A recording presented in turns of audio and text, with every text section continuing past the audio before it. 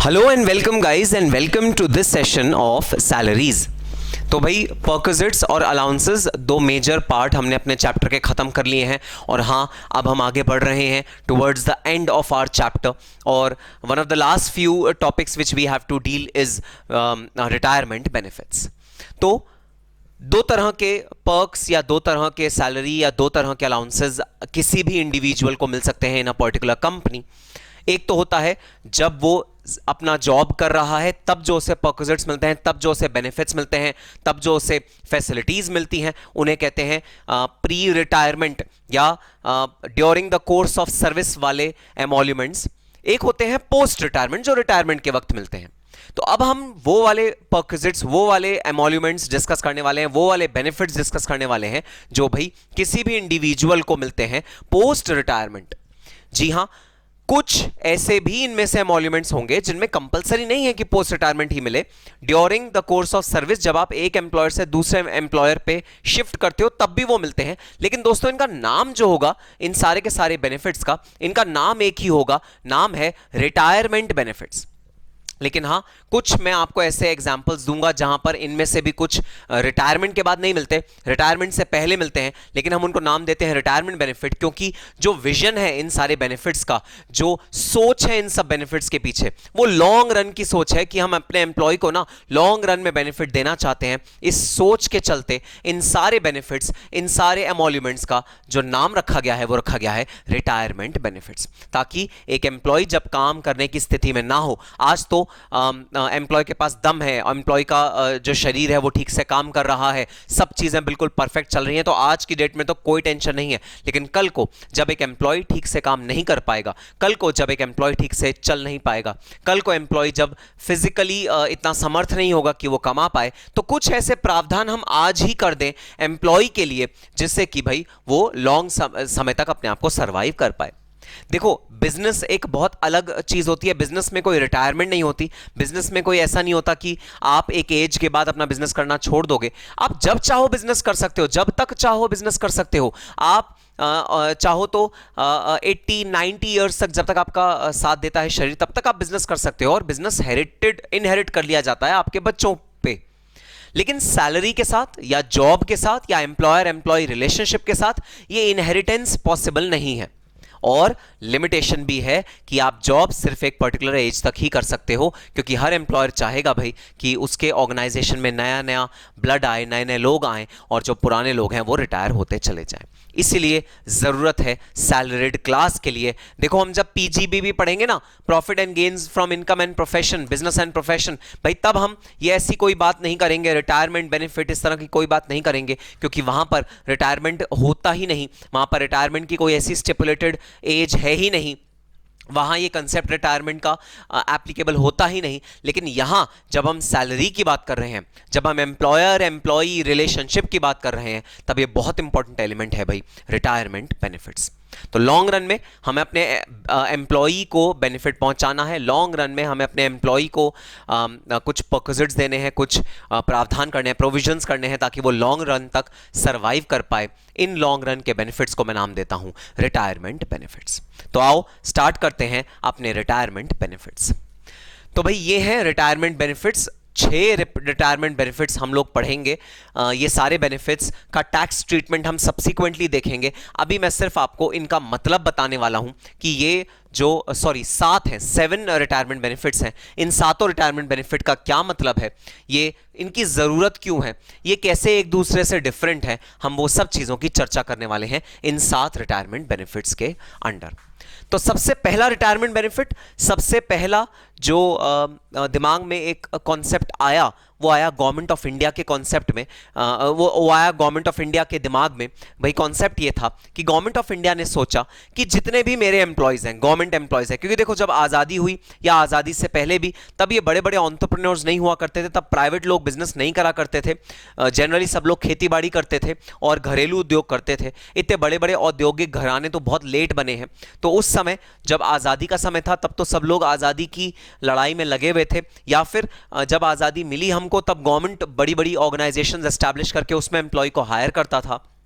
तो तब गवर्नमेंट ही ये एम्प्लॉयर एम्प्लॉय रिलेशनशिप का सबसे बड़ा सूत्रधार होता था। तो सबसे पहला थॉट जो आया वो गवर्नमेंट के ही दिमाग में आया कि भाई हमारे जो एम्प्लॉयज हैं, गवर्नमेंट के जो एम्प्लॉयज हैं, वो एम्प्लॉयज जब तक वर्क करेंगे तब तक तो करेंगे, लेकिन जब वो वर्क करना बंद कर देंगे तब का क्या? तब उनकी घर की रोजी रोटी कैसे चलेगी? तब उनका 2 वक्त का राशन कैसे आएगा? तो इस सोच से गवर्नमेंट ऑफ इंडिया ने अपने मतलब गवर्नमेंट ऑफ इंडिया के और सेमी गवर्नमेंट एम्प्लॉइज के लिए एक एक्ट के तहत एक फंड एस्टैब्लिश किया। उस फंड का नाम बना provident fund.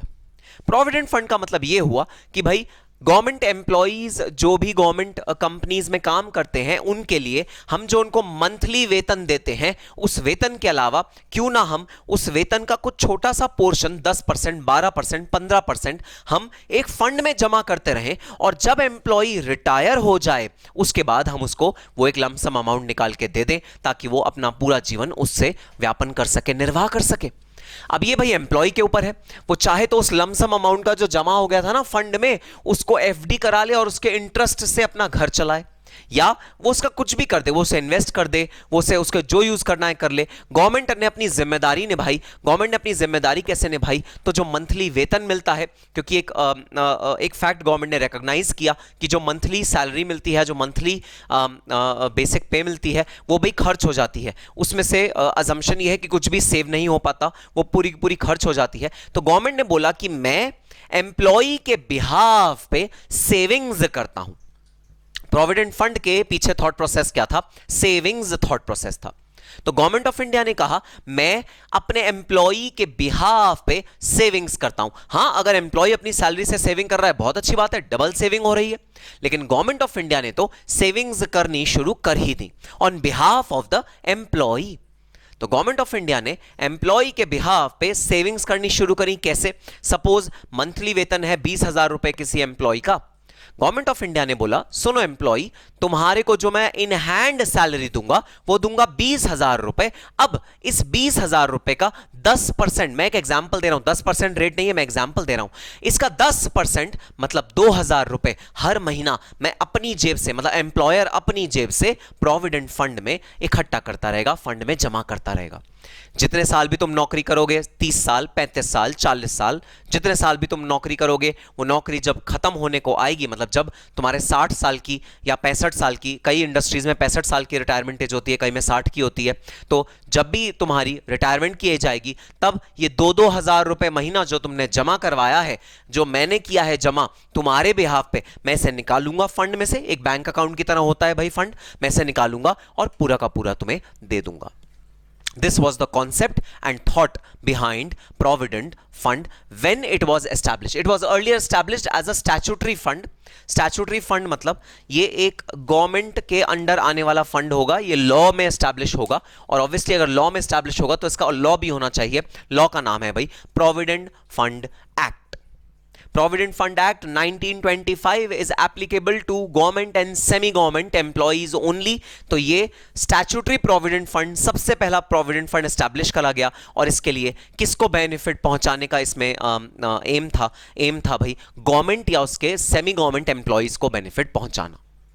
So statutory provident fund is the first Provident Fund is the first retirement benefit that was established way back in 1925। और सारी की सारी गवर्नमेंट कंपनीज को बोला गया कि गवर्नमेंट कंपनीज सुनो, तुम एम्प्लॉय के बिहाफ पे सेविंग्स करना शुरू कर दो।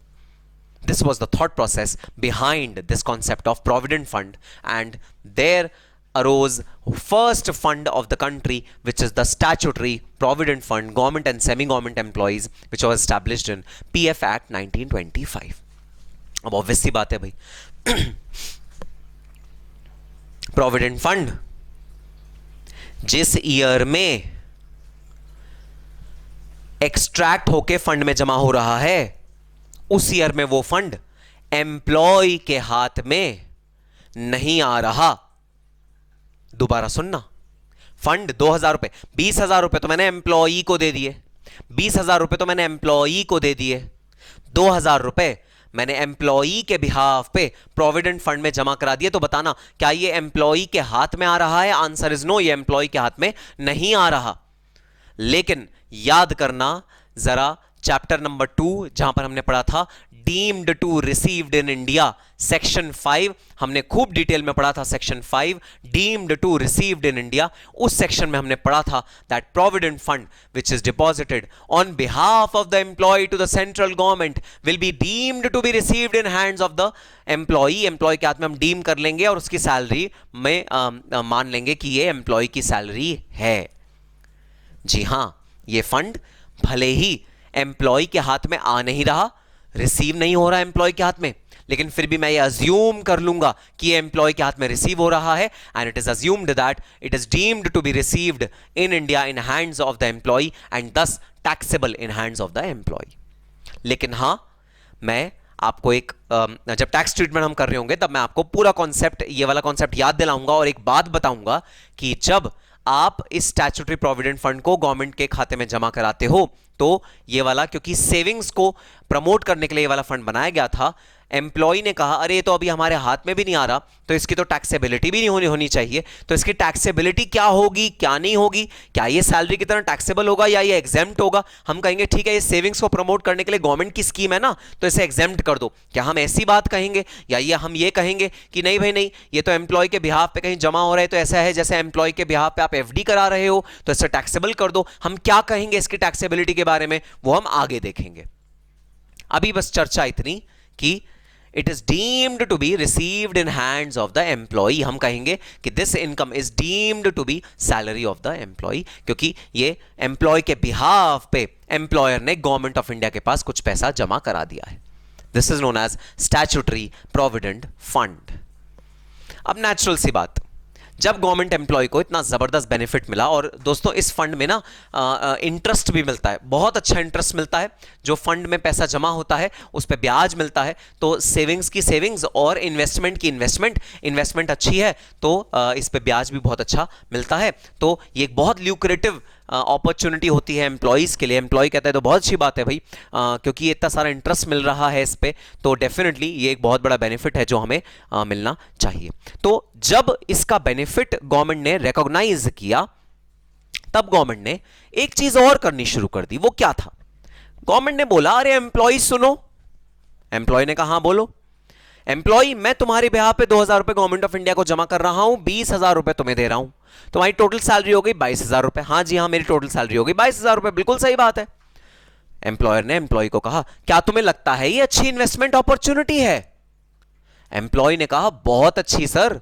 अच्छी नहीं, अच्छा तो आप छोटा बोल रहे हो, अच्छी नहीं बहुत बढ़िया, फर्स्ट क्लास A1 अपॉर्चुनिटी है इन्वेस्टमेंट की, अपना पैसा सेव हो रहा है, ब्याज बहुत अच्छा मिल रहा है, हमें इससे ज्यादा और क्या चाहिए? बहुत अच्छी। और सेफ्टी सिक्योरिटी सेफ है, बिल्कुल शेयर्स की तरह रिस्की नहीं है, सेफ है। आप जो पैसा जमा कराओगे वो आपको मिलेगा ही मिलेगा ब्याज सहित। गवर्नमेंट ऑफ इंडिया ने कहा ठीक है, अगर तुम कहते हो ये इन्वेस्टमेंट अच्छी है और ये सेविंग्स करना बहुत अच्छी बात होती है और ये हैबिट इनकलकेट होनी चाहिए लोगों में, तो क्यों ना जितना अमाउंट मैं कंट्रीब्यूट कर रहा हूं 2000 रुपए तुम्हारे बिहाफ पे गवर्नमेंट ऑफ इंडिया के पास, क्यों ना सेम अमाउंट, सेम 2000 रुपए मैं तुम्हारी सैलरी से बाहर निकालूं, मैं तुम्हारी सैलरी से बाहर निकालूं और वो भी जमा करा दूं गवर्नमेंट ऑफ इंडिया के पास। तो नेट नेट तुम्हें जो सैलरी 20,000 मिलनी थी वो अब कितनी मिलेगी? 18,000। तो 18,000 रुपए तुम रखो, तो 2,000 रुपए जो मैं जमा करा रहा हूं तुम्हारे बिहाफ पे प्लस 2,000 रुपए जो मैं तुम्हारी सैलरी से एक्सट्रैक्ट करूंगा, मैं 4,000 रुपए गवर्नमेंट ऑफ इंडिया के पास जमा करा रहा हूं। तुम्हें जो ब्याज मिलेगा 4,000 रुपए पे मिलेगा, तुम्हें जब रिटायरमेंट के वक्त पैसा मिलेगा 4,000 रुपए पर मंथ के हिसाब से मिलेगा। तो गवर्नमेंट ने क्या कहा? गवर्नमेंट ने कहा since it is a very very fantastic investment opportunity, since it's a very good scheme which has been launched by government of India, then the benefit should not only be from the employers contribution but the benefit should also be from the employees contribution. तो ये कह दिया गया सुनो government employees, सुनो semi government employees, तुम अपनी salary से में से भी कुछ पोर्शन, ठीक है हम अग्री करते हैं कि तुम्हारी इन हैंड सैलरी कम हो जाएगी, तुम्हारी परचेजिंग पावर कम हो जाएगी, तुम उतने 2,000 रुपए से अपना सामान कम खरीदना शुरू कर दोगे, तुम्हारे खर्चे कम हो जाएंगे, बात सही है, लेकिन करो, जरूरत है ये, तुम्हें ही बेनिफिट मिलेगा at the end of the retirement. तो भाई खुशी खुशी सारे एम्प्लॉयज ने गवर्नमेंट के और सेमी गवर्नमेंट ऑर्गेनाइजेशन के ये करना शुरू किया। तो दो तरह की कंट्रीब्यूशन करनी शुरू करी, employers contribution which is income, employees contribution which is income. अब सवाल ये उठता है, एम्प्लॉयर्स कंट्रीब्यूशन 2000 रुपए वो तो इनकम है ही, क्या एम्प्लॉयज कंट्रीब्यूशन भी इनकम है या नहीं? क्योंकि याद करना, deem to received in India का जो कंसेप्ट हमने किया था, deem to received in India section 5, वापस चले जाओ चैप्टर 2 में और एक बार दोबारा देख लेना deem to received in India की डेफिनेशन सेक्शन 5 दोबारा देख लेना, उसमें क्या लिखा है। क्या deem to received in India में सिर्फ एम्प्लॉयर की कंट्रीब्यूशन के बारे में जिक्र है या एम्प्लॉई की भी कंट्रीब्यूशन के बारे में जिक्र है? सर वहां सिर्फ और सिर्फ एम्प्लॉयर की कंट्रीब्यूशन के बारे में जिक्र है, वहां एम्प्लॉई की कंट्रीब्यूशन के बारे में कोई जिक्र नहीं है। सर ऐसा क्यों? एम्प्लॉई की कंट्रीब्यूशन के बारे में जिक्र क्यों नहीं है? एम्प्लॉई की कंट्रीब्यूशन तो एम्प्लॉय के हाथ में होनी चाहिए ना, सैलरी की तरह टैक्स, वो भी तो deem to received in India ही होगी। अरे नालायक, एम्प्लॉई का जो कंट्रीब्यूशन है वो तो सैलरी से में ही हो रहा है। ऑलरेडी तुम 20,000 रुपए का तो टैक्स कर ही चुके हो एज सैलरी, तो उसको क्यों एडिशनली तुम और 2,000 रुपए उसमें ऐड करोगे? तो जो एम्प्लॉय को सैलरी मिल रही है 20,000, वो तो पूरी की पूरी सैलरी की तरह टैक्स हो रही है, उसमें कोई deem to received in arise वाला कंसेप्ट थोड़ी आएगा, deem to receive in India, क्योंकि वो तो पूरी की पूरी 20,000 रुपए जो एम्प्लॉयर एम्प्लॉई को दे रहा है वो पूरा का पूरा ऑलरेडी टैक्स हो रहा है। ये तो बात आती है उस एडिशनल अमाउंट की, 20,000 के अलावा वाले अमाउंट की, जो 2,000 रुपए एम्प्लॉई के बिहाफ पे एम्प्लॉयर अपनी जेब से गवर्नमेंट ऑफ इंडिया को जमा करा रहा है 2,000 रुपए। तो वहां पर बात आती है कि भाई ये deem to receive in India होगा या नहीं होगा, ये इनकम एम्प्लॉय के हाथ में टैक्सेबल होगी या नहीं होगी, ये वहां पर बात आती है। एम्प्लॉई के केस में यह बात नहीं आती। भाई एम्प्लॉई तो ऑलरेडी अपनी सैलरी पे टैक्स पे कर रहा है और एम्प्लॉई तो ऑलरेडी अपने सैलरी का कुछ पोर्शन जमा करा रहा है employees contribution, employees provident fund में, तो वो तो अपनी सैलरी ऑलरेडी पूरी की पूरी टैक्स करा रहा है 20,000 रुपए। अब इसमें से अगर 2,000 रुपए कटवा के वो कहीं और जमा करा रहा है, मुझे क्या फर्क पड़ता है? 2,000 क्या, वो 4,000 कटवा ले अपनी सैलरी से, 5,000 कटवा ले, मुझे कोई टेंशन नहीं है। मेरे लिए टैक्सेबल सैलरी एम्प्लॉय की कौन सी है? 20,000 रुपीज और 2,000 रुपीज जो एम्प्लॉयर ने अपनी जेब से गवर्नमेंट ऑफ इंडिया को डिपॉजिट कराया है। तो मेरे लिए जो टैक्सेबल सैलरी है that is 20,000 plus 2,000, 22,000 per month. That is the concept of employers contribution, employees contribution to provident fund. अब भाई गवर्नमेंट एम्प्लॉईज का बेनिफिट देख के, गवर्नमेंट एम्प्लॉईज का ये इतना सुनहरा अपॉर्चुनिटी देख के जलन हुई किनको? प्राइवेट एम्प्लॉईज को, क्योंकि धीरे धीरे करके प्राइवेट कंपनियां भी बढ़ने लगी। प्राइवेट एम्प्लॉईज ने भी बोला कि अरे यार, जो बेनिफिट गवर्नमेंट ऑफ इंडिया दे रही है अपने एम्प्लॉईज को, क्या उस बेनिफिट को प्राइवेट एम्प्लॉईज को भी देना नहीं चाहिए, अदर एम्प्लॉईज को भी देना नहीं चाहिए? हम भी तो एम्प्लॉईज हैं, हमें भी दो ना ये बेनिफिट। कौन सा बेनिफिट? वो बेनिफिट जो प्राइवेट एम्प्लॉईज को मिलना चाहिए, एनी अदर एम्प्लॉय को मिलना चाहिए। अरे हमें भी तो दो ना ये बेनिफिट। तो गवर्नमेंट ऑफ इंडिया ने प्राइवेट एम्प्लॉईज के लिए एक नया पीएफ एक्ट बनाया, पीएफ एक्ट 1952। और गवर्नमेंट और सेमी गवर्नमेंट एम्प्लॉईज तो स्टैट्यूटरी प्रोविडेंट फंड के अंडर कवर हो गए थे, इनको नाम दिया गया रिकॉग्नाइज्ड प्रोविडेंट फंड। भाई हम ये नहीं चाहते, गवर्नमेंट ऑफ इंडिया ये नहीं चाहती कि एम्प्लॉयर करे बदमाशी। एम्प्लॉयर कैसे कर सकता है बदमाशी? एम्प्लॉयर ऐसे कर सकता है बदमाशी कि अगर तो गवर्नमेंट एम्प्लॉयर तो गवर्नमेंट के अधीन है, फिर तो बदमाशी नहीं हो सकती। लेकिन अगर प्राइवेट एम्प्लॉयर है वो बदमाशी कर सकता है। बदमाशी कैसे कर सकता है? बदमाशी ऐसे कर सकता है कि प्राइवेट एम्प्लॉयर अपने एम्प्लॉय से प्रोविडेंट फंड के नाम पे पैसा उसकी सैलरी से काट तो ले, लेकिन गवर्नमेंट के पास जमा ही ना कराए, अपनी जेब में रख ले। तो इस प्रॉब्लम को दूर करने के लिए गवर्नमेंट ऑफ इंडिया ने कहा एक रिकॉग्नाइज्ड प्रोविडेंट फंड बनाते हैं। वो प्रोविडेंट फंड सारे के सारे एम्प्लॉयर को गवर्न करेगा जो प्राइवेट सेक्टर के एम्प्लॉयर होंगे, और प्राइवेट सेक्टर के एम्प्लॉयर को मैंडेटोरली, ऑप्शन नहीं है भाई, मैंडेटोरली प्राइवेट सेक्टर के एम्प्लॉइज को पीएफ एक्ट के अंदर कंट्रीब्यूशन करना पड़ेगा। ये एक्ट कब बना? 1952 में बना, और इसे कमिश्नर ऑफ इनकम टैक्स ने अप्रूवल दिया अपना। हाँ भाई, commissioner of income tax approve करता है कि जो टैक्स के बेनिफिट्स स्टैट्यूटरी प्रोविडेंट फंड में अवेलेबल होंगे, उस तरह के सिमिलर, एग्जैक्ट तो नहीं, similar benefits recognise provident fund में भी मैं अग्री करता हूं। अगर किसी एम्प्लॉयर ने रिकॉग्नाइज प्रोविडेंट फंड में पैसा जमा कराया तो मैं वो बेनिफिट्स जो स्टैट्यूटरी प्रोविडेंट फंड में गवर्नमेंट ऑफ इंडिया के एम्प्लॉयज को दिए जा रहे हैं, जैसा मैंने आपको बताया था कि भाई ये तो सेविंग्स है तो टैक्स इसका एग्जेम्प्ट होगा या नहीं होगा, कुछ ना कुछ बेनिफिट जरूर मिलेगा, तभी हम इतने डिटेल में बात कर रहे हैं। तो रिकॉग्नाइज में भी वो बेनिफिट देने का वादा किया, किसने किया? सीआईटी ने वादा किया। लेकिन शर्त यह है कि जो पैसा जमा होगा ना प्राइवेट एम्प्लॉय का, देखो गवर्नमेंट एम्प्लॉय का पैसा तो गवर्नमेंट के पास ही जमा होना चाहिए, वो जो फंड है वो तो गवर्नमेंट ऑफ इंडिया ने ही बनाया है, तो उसमें तो कोई दो राहे है ही नहीं। ये जो प्राइवेट एम्प्लॉय का फंड है ना, ये भी रिकॉग्नाइज्ड प्रोविडेंट फंड होगा, ये भी गवर्नमेंट के अधीन होगा, गवर्नमेंट इसको कंट्रोल करेगी और गवर्नमेंट का इसमें से होगा, गवर्नमेंट का इसमें वर्ड होगा, गवर्नमेंट इसमें रेगुलेट करेगी इस वाले फंड को भी।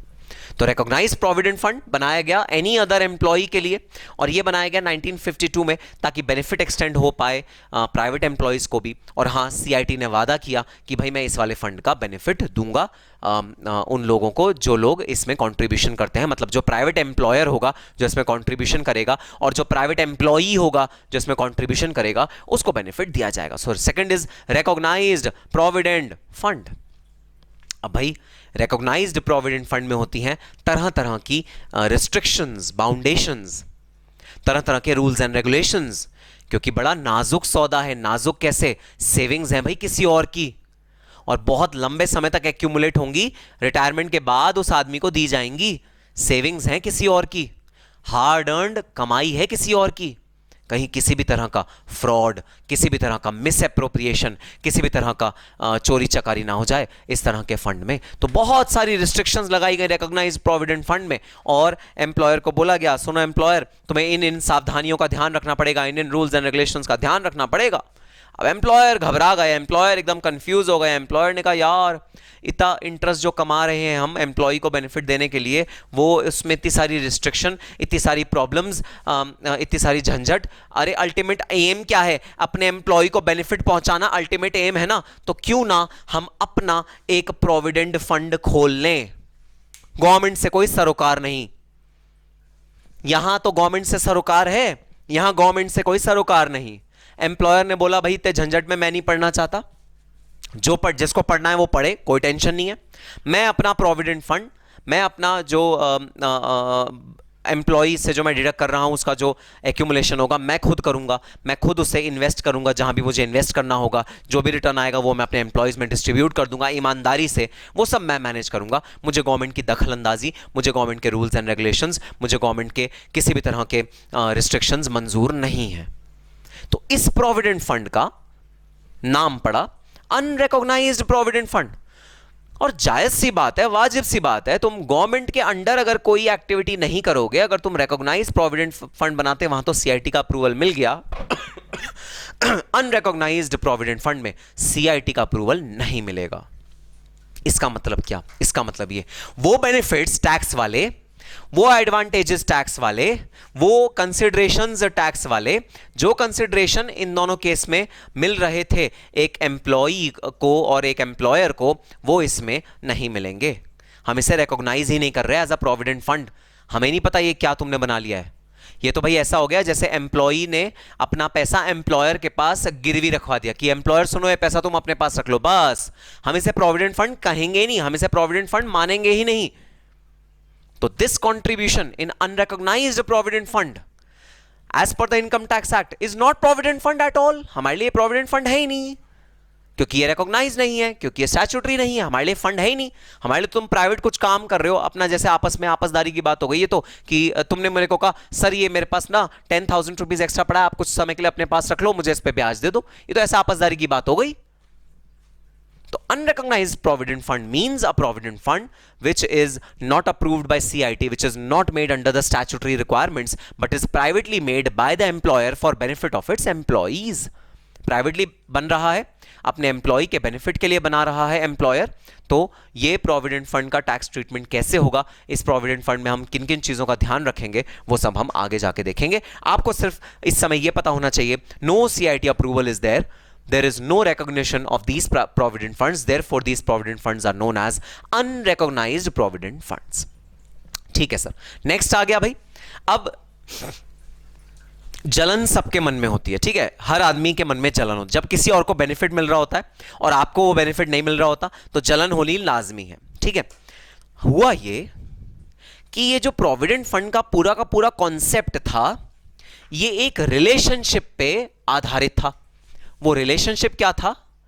Employer employee relationship. तो जिसका एम्प्लॉयर एम्प्लॉय रिलेशनशिप नहीं होगा उस पे ये पूरा कॉन्सेप्ट ऑफ सेविंग्स, इंटरेस्ट, ये सब एप्लीकेबल नहीं होगा। हाँ जी सर। अब हुआ ये, वो लोग जो इस रिलेशनशिप में नहीं थे, जो एम्प्लॉयर एम्प्लॉय रिलेशनशिप के तहत अधीन नहीं थे, वो सारे के सारे लोग जल पड़े। उन्होंने कहा और इतना सही बेनिफिट है, इतनी सही इन्वेस्टमेंट अपॉर्चुनिटी है, इतना सही इंटरेस्ट मिल रहा है, हम एफडी में जमा कराते हैं 8% का ब्याज मिलता है। मैं प्री कोविड टाइम बता रहा हूं, अब तो खैर 5%, 6% मिल रहा है, बट अगर हम एफडी में कराते हैं तो ब्याज का दर है 10%, 9%, 8%, जबकि जब हम प्रोविडेंट फंड में पैसा जमा कराते हैं तो ब्याज का दर है 11%। तो नॉन एम्प्लॉइज या नॉन सैलरीड लोगों ने, जो बिजनेसमैन लोग थे, जो और तरह तरह के अपना कुछ और बिजनेस कर रहे थे, प्रोफेशन कर रहे थे, अदर सोर्सेज से इनकम कमा रहे थे, हाउस प्रॉपर्टी से इनकम कमा रहे थे, सैलरी से जो नहीं कमा रहे थे, उन्होंने दुहाई दी गवर्नमेंट ऑफ इंडिया को, अरे गवर्नमेंट ऑफ इंडिया सुनो, ये बेनिफिट जरा हमारे को भी एक्सटेंड करो, हमें भी अपना प्रोविडेंट फंड अकाउंट खोलना है। हाँ, हमारा कोई एम्प्लॉयर नहीं है, हमारा कोई माई बाप नहीं है, तो क्या हमें इस सेविंग्स से वंचित रखोगे? उन लोगों के लिए जिनका कोई भी रिलेशनशिप एम्प्लॉयर एम्प्लॉय का नहीं है, लेकिन फिर भी वो प्रोविडेंट फंड का बेनिफिट उठाना चाहते हैं, इंटरेस्ट कमाना चाहते हैं, इसमें जो भी और बेनिफिट्स हैं वो सब करना चाहते हैं, उनके लिए एक स्कीम बनाई गई, public provident fund, established by government, central government, यहां लिखा है see, established by central government for general public. और ये कहां पर एस्टैब्लिश होता है भाई? इसको एस्टैब्लिश किया गया स्टेट बैंक ऑफ इंडिया के थ्रू। तो स्टेट बैंक ऑफ इंडिया जो कि एक नेशनलाइज बैंक है और one of the leading banks, one of the क्या, the only bank of central government. तो एसबीआई के अंदर प्रोविडेंट फंड को खोला गया जो पब्लिक प्रोविडेंट फंड था, और एसबीआई को रिस्पॉन्सिबिलिटी दी गई कि जहां भी जनरल पब्लिक प्रोविडेंट फंड में पैसा इन्वेस्ट करना चाहती है और वो एम्प्लॉयर एम्प्लॉय रिलेशनशिप में नहीं है तो वो अपना पब्लिक प्रोविडेंट फंड खोल सकती है। तो establish by central government for general public, general public के लिए एस्टैब्लिश किया सेंट्रल गवर्नमेंट ने ये वाला fund which is known as public provident fund which was established in SBI, State Bank of India. तो ये था प्रोविडेंट फंड जो सबसे पहला और सबसे प्रोमिनेंट रिटायरमेंट बेनिफिट बना। और हाँ, किसी भी तरह का बेनिफिट जो आप अपने एम्प्लॉय को दे रहे हो वो टैक्सेबल तो होना चाहिए। सिमिलरली ये भी टैक्सेबल हुआ। अब कैसे टैक्सेबल हुआ, कितना टैक्सेबल हुआ, कितना टैक्सेबल नहीं हुआ, और एम्प्लॉयर वाला पोर्शन टैक्सेबल हुआ या एम्प्लॉई वाला पोर्शन टैक्सेबल हुआ या दोनों टैक्सेबल हुए, ये सब बात हम आगे चर्चा करेंगे। Next, retirement benefit. दो रिटायरमेंट बेनिफिट हैं जो मैं इकट्ठे डिस्कस करूंगा, ग्रेचुइटी और लीव एनकैशमेंट। सबसे पहले, what do you mean by gratuity? भाई जैसे प्रोविडेंट फंड हर महीने के महीने पैसे को एक्सट्रैक्ट करके कहीं जमा कराने का नाम हुआ करता था कि हम हर महीने एम्प्लॉय की सैलरी में से, एम्प्लॉयर के फंड्स में से, एम्प्लॉयर के प्रॉफिट में से हम थोड़ा थोड़ा पैसा निकालेंगे हर महीने और उसे जमा कराएंगे महीने on a monthly basis to some fund. Similarly concept आया gratuity.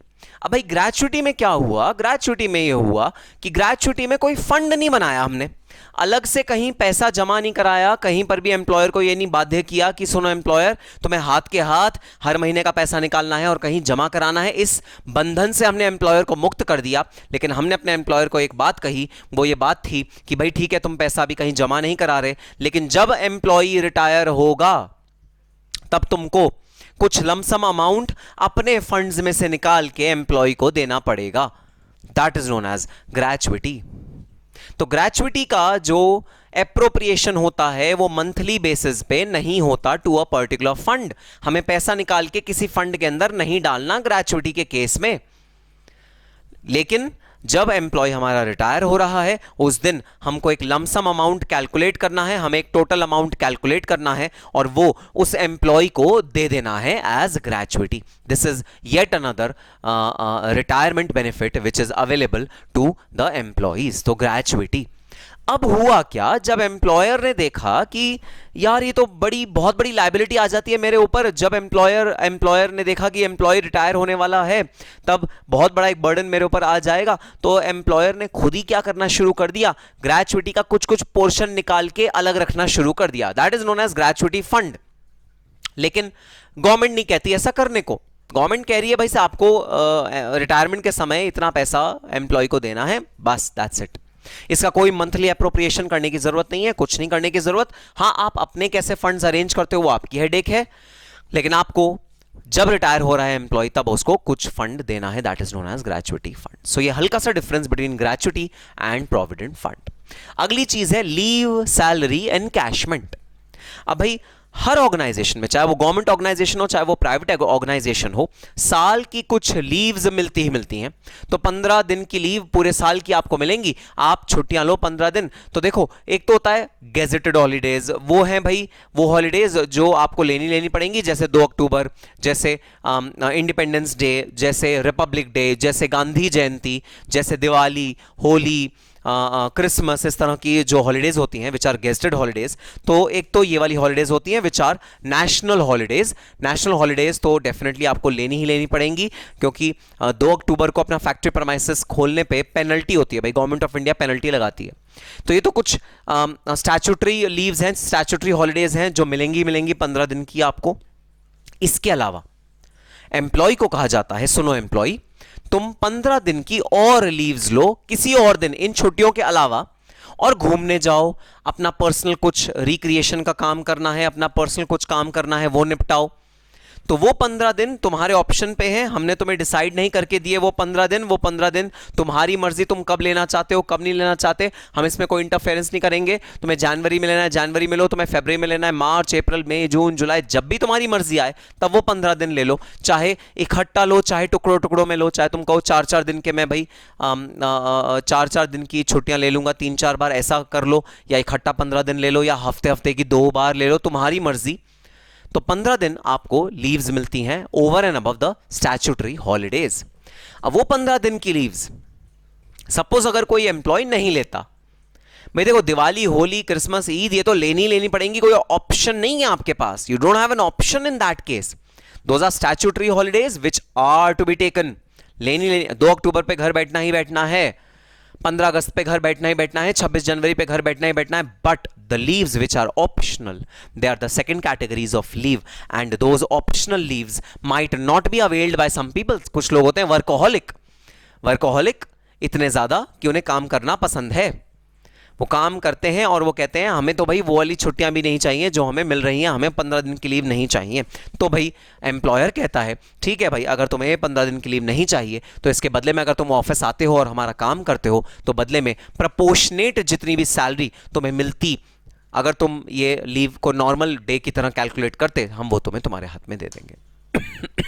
This is known as leave salary encashment.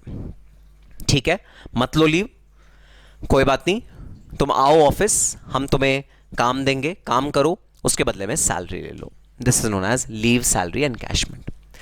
अच्छा, ग्रेचुइटी और लीव सैलरी एनकैशमेंट दोनों की ही खास बात होती है, वो ये कि ये कॉन्टिन्यूएशन ऑफ सर्विस के दौरान भी मिल सकता है, मतलब जब आप काम कर रहे हो तब भी मिल सकता है, और ये टर्मिनेशन के बाद भी मिल सकता है। दोनों सिचुएशन में ग्रेचुइटी भी मिलती है और लीव एनकैशमेंट भी मिलता है। सर ग्रेचुइटी रिटायरमेंट के पहले कैसे मिल सकती है? ये तो रिटायरमेंट के वक्त ही बोला था ना आपने। अब सुनो, ग्रेचुइटी रिटायरमेंट के पहले कैसे मिल सकती है? भाई आप पूरी जिंदगी एक ही एम्प्लॉयर के पास थोड़ी काम करते हो।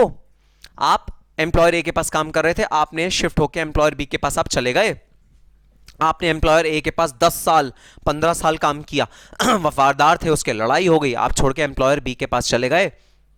जैसे आप एम्प्लॉयर ए से एम्प्लॉयर बी के पास गए, आपने अपने एम्प्लॉयर ए को बोला अरे सुनो, सैलरी के अलावा जो तुम मुझे रिटायरमेंट के वक्त पे करते, मैं 20 साल की उम्र से तुम्हारे यहां काम कर रहा था, 60 साल की उम्र तक करता, 40 साल का मैं तुम्हें काम करता, जो 40वें साल पे तुम मुझे रिटायरमेंट बेनिफिट पे करते which is in the nature of gratuity, जो तुमने अपने दिमाग में तो सोचा होगा ना कि अगर ये रिटायर हुआ तो इसको पे किया जाएगा, तो वो अमाउंट का प्रपोर्शनेट कर दो 10 साल का, उतना तो कम से कम मुझे दे दो। क्योंकि जो नया एम्प्लॉयर होगा वो क्या कहेगा, वो ये कहेगा कि भाई मैं तुम्हें तुम्हारा जो 11वां साल है उससे जो 40वां साल है उस तक की ग्रेचुइटी दूंगा। तो अगर टोटल 40 साल हैं, 40 इयर्स, तो फर्स्ट 10 इयर्स तुमने कहीं और काम किया, नेक्स्ट 30 इयर्स तुमने कहीं और काम किया, तो जो 30 इयर्स वाला एम्प्लॉयर है वो तुमसे कहेगा 40 साल तो तुमने मेरे यहां काम किया ही नहीं, तुमने तो 30 साल काम किया, 10 साल तो तुमने पिछले वाले एम्प्लॉयर के यहां काम किया, मैं तुम्हें 10 साल की ग्रेचुइटी नहीं दूंगा। इस सिचुएशन में मैंडेटरी है कि जो पुराना वाला एम्प्लॉयर है उसको 10 साल की ग्रेचुइटी देनी पड़ेगी। 10 साल की ग्रेचुइटी, हाँ रिटायरमेंट नहीं हुआ इस एम्प्लॉय का, तो भी जब एम्प्लॉय छोड़ के जा रहा है आपका ऑर्गेनाइजेशन और किसी और ऑर्गेनाइजेशन में जॉब करने जा रहा है, तो प्रोपोर्शनेट कैलकुलेट करो ग्रेचुइटी का, जो आप इसको पे करते ऑन हिज रिटायरमेंट उसका प्रोपोर्शनेट कर लो based on the number of years और आप उसको आज के आज पे कर दो। This is known as gratuity which is paid during continuation of service। तो रिटायरमेंट से पहले, प्री रिटायरमेंट जब हम सर्विस में हैं तभी अगर आपको ग्रेचुइटी मिल गई है तो ऐसा पॉसिबिलिटी है भाई, उसका टैक्स ट्रीटमेंट अलग, और जो रिटायरमेंट के बाद मिलता है या जो डिसकंटिन्यूएशन के बाद मिलता है उसका ट्रीटमेंट अलग। सिमिलरली लीव सैलरी एनकैशमेंट के केस में भी जब आप अपनी सर्विस कर रहे हो तब भी मिल सकता है भाई। लीव सैलरी एनकैशमेंट तो कई बार ऐसा भी होता है एनुअल बेसिस पे कई कंपनीज दे देती हैं, वो कहती हैं साल के साल तुम्हारी जितनी लीव्स बनी उसका तुम पैसा हाथ के हाथ हमसे ले लो, तो वो एनुअल बेसिस पे भी दे देती हैं। तो receive during continuation of service, and second option is received after termination of service, जब आपकी सर्विस टर्मिनेट हो गई उसके बाद भी लीव एनकैशमेंट मिल सकती है, जब आपकी सर्विस कंटिन्यूएशन में है तब भी लीव एनकैशमेंट मिल सकती है। दोनों सिचुएशन में लीव एनकैशमेंट और ग्रेचुइटी मिल सकते हैं हमको। अब इसका टैक्स ट्रीटमेंट क्या होगा बाद में देखेंगे, ठीक है सर।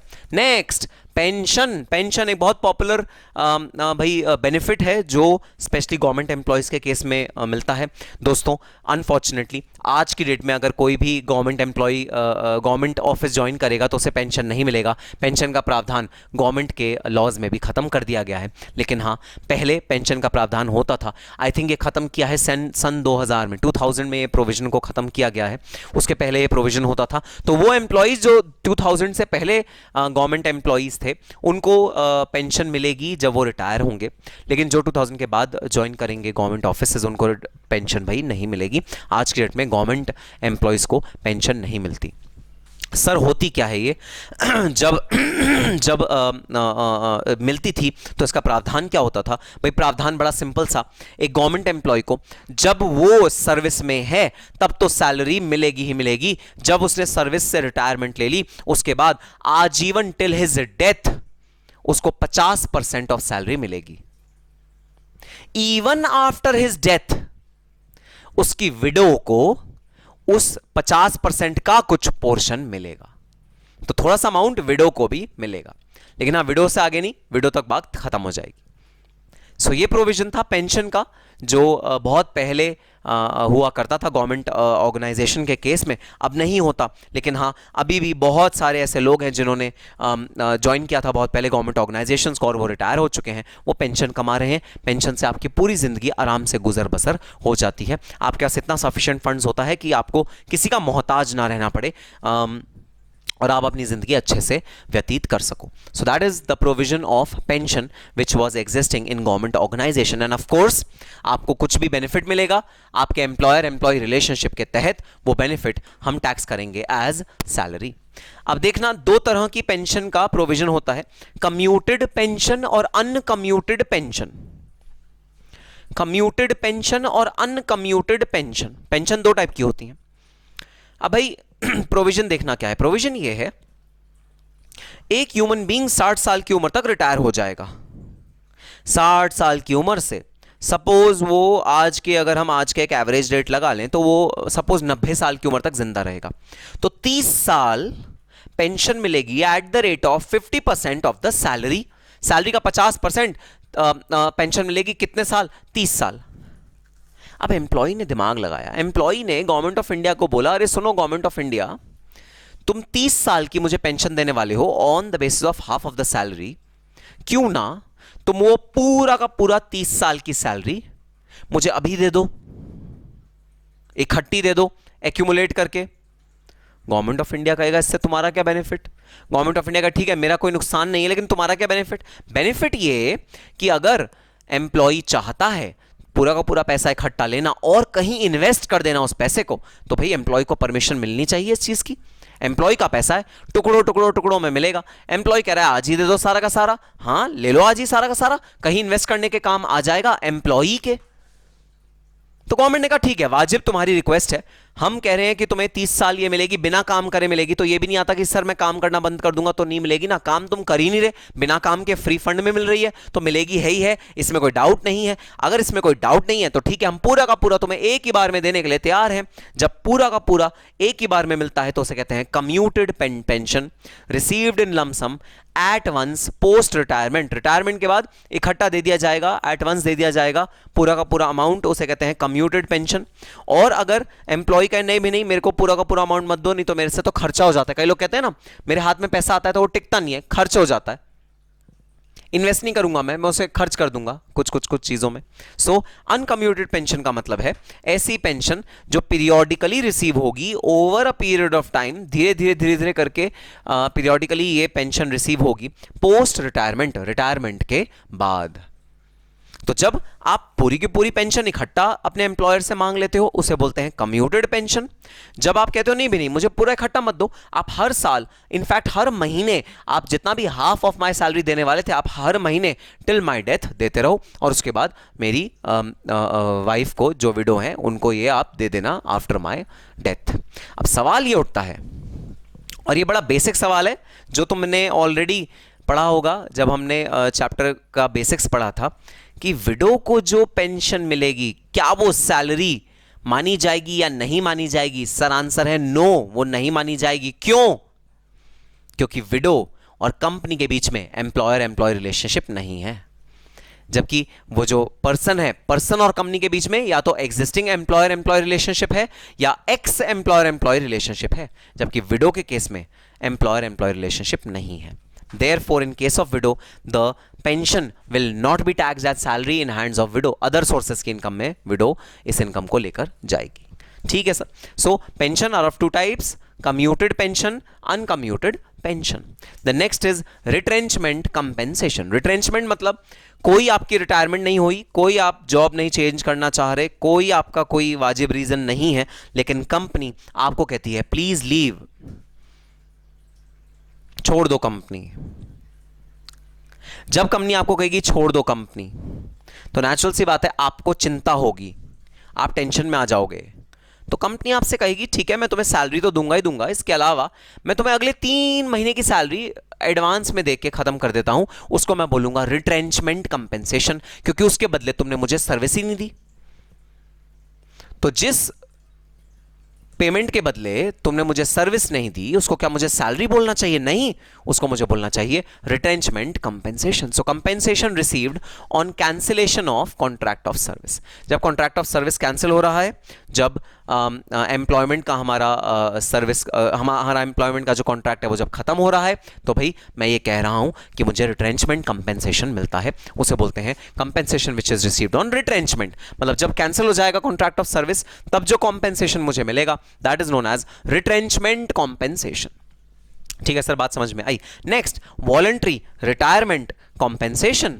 बहुत इंटरेस्टिंग कॉन्सेप्ट। इंटरेस्टिंग कॉन्सेप्ट क्या? इंटरेस्टिंग कॉन्सेप्ट ये, भाई कोई एम्प्लॉयर के पास गया और उसको बोला सुनो एम्प्लॉयर, मैं ना 50 इयर्स का हूं, मेरा 10 इयर्स बचा है रिटायरमेंट में, लेकिन अब मैं और आगे काम नहीं करना चाहता, मेरे पास इतने फंड्स हैं कि मैं अपना गुजर बसर ढंग से कर लूं, मैं अपना परिवार को सही से चला लूं, मेरे पास इतने फंड्स हैं, तो मुझे फंड्स की कोई टेंशन नहीं है, तो मैं 60 तक वेट नहीं करना चाहता, मैं वो नहीं करना चाहता, मैं तो भाई मेरे पास एक फार्म हाउस है, उस फार्म हाउस में अपना रहना चाहता हूं, ऑर्गेनिक खेती बाड़ी करना चाहता हूं, उससे थोड़ी बहुत इनकम आ जाएगी, मेरा गुजर बसर हो जाएगा। So when retirement is voluntarily taken by an employee before the retirement date, retirement date आई भी नहीं उससे पहले एक एम्प्लॉय ने रिटायरमेंट लेने का फैसला कर लिया, that is known as voluntary retirement. कि भाई मैं रिटायर हो रहा हूं, मैं अब कोई और एम्प्लॉय ज्वाइन नहीं करूंगा, मैं कहीं और ज्वाइन नहीं करूंगा, मैं किसी और एम्प्लॉयर के पास ज्वाइन नहीं करूंगा, मैं अपने घर में बैठूंगा एट द एज ऑफ से 45, 50, और आजकल तो नया ट्रेंड चल रहा है वॉलंटरी रिटायरमेंट, कई लोग 30 ईयर्स पे भी ले लेते हैं।